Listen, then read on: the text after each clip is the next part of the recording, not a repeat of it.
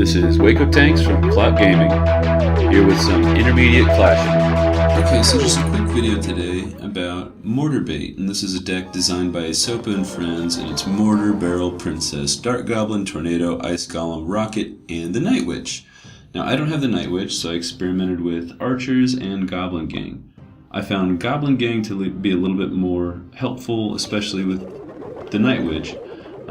Goblin Gang just seems to take it out and fit with the theme of a zap bait a little better. You can see that when he arrows my Goblin Barrel, immediately my gang becomes a bit more useful because I know he can't arrow the gang out, or at least unless he has a mirror he can't arrow it out cheaply.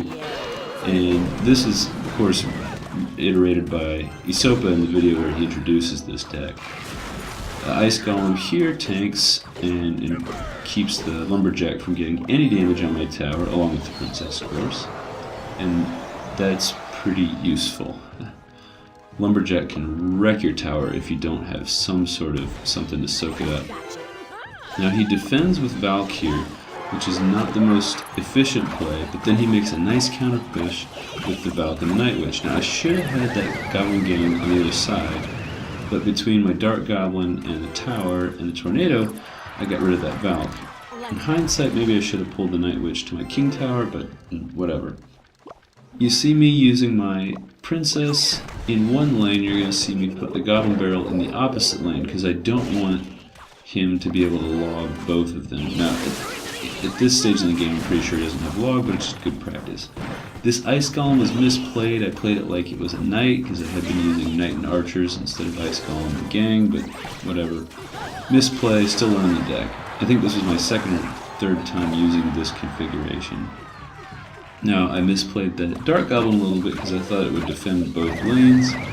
So then I had to throw in a Tornado, and again in hindsight, that Tornado probably should have pulled the Valk to my King Tower, but that's okay. Now you're going to see another misplay where the Mortar was too far over to lure in the Ram, so the Ram does a bunch of damage. Now I have to play cleanup with my Gang. The Gang sneaks around the Ice Golem. The Wizard takes everything out. He arrows my Goblin Barrel, and I'm not in the best spot. Luckily, I get to clean things up a little bit, and you see me separating all my defending troops there. Unfortunately, the Dark Goblin got eaten by the Wizard. You see the Goblin Gang and Princess just chewing through that Night Witch. You know, the Night Witch is causing a lot of trouble these days, but the Goblin Gang really handles it well. He takes out my Goblin Barrel, and it's still looking a little rough for me.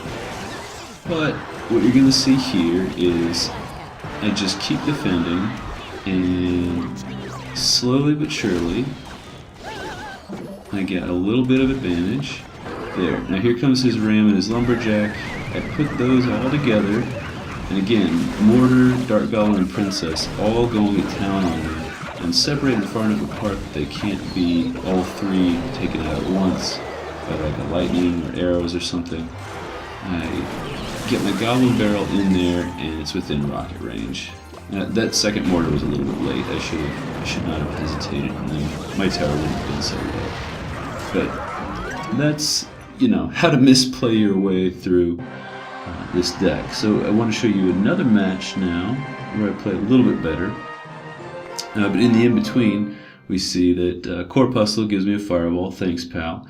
And also, if you saw when the replay list snuck down there, I'm using 2 6-hog instead of 2 8-hog again. That is Archers and Knight instead of Musketeer and Ice Golem or Knight, because Archers are just better for dealing with the Night Witch, and it's all over the current meta. Now here you're going to see kind of a strange deck, but I play a little bit better, with the exception of the first 2 Ice Golems. These Ice Golems are just a little awkward. So you see my first Ice Golem, it keeps the Prince too far up there on the bridge, and then you're going to see my second Ice Golem here in a second, but it's just not properly timed. Dark Goblin was supposed to sneak in behind the Ice Golem. If it was slid it 1 square over, maybe it would have worked, but then the Fire Spirits would have taken it out anyway. But now things start working out my way. I put the Princess in the opposite lane so that she can take out that Skarmy. And this is just a very basic thing. You typically want to defend with Princess in the opposite lane from the attacker. That forces them to work on the other lane. Now he does a counter push with his Prince, and he, pre-arrows that. It's not a bad idea in principle, but if he'd been tracking my cycle, he'd know that I didn't have Gang in hand, and I'm probably not going to defend with Dark Goblin in front of the Prince. Now this Horde could have been devastating, especially when comboed with zapping my Gang, but you see that the Ice Golem snuck in under the Horde, and that Frost Nova slows it down enough to where it really didn't do that much damage. Ice Golem is great for dealing with Horde and other types of swarming troops, because that Frost Nova, if it doesn't kill, at least slows it down. Now here's the beginning of the end. I thought the Tornado might have been an overplay when I played it, but I had all that elixir piled up and I thought I'd play it safe, and I'm so glad I did, because when that clone came, had it not been for the Tornado, I'm sure the Princess couldn't have taken everything out. There probably would have been significant tower damage there.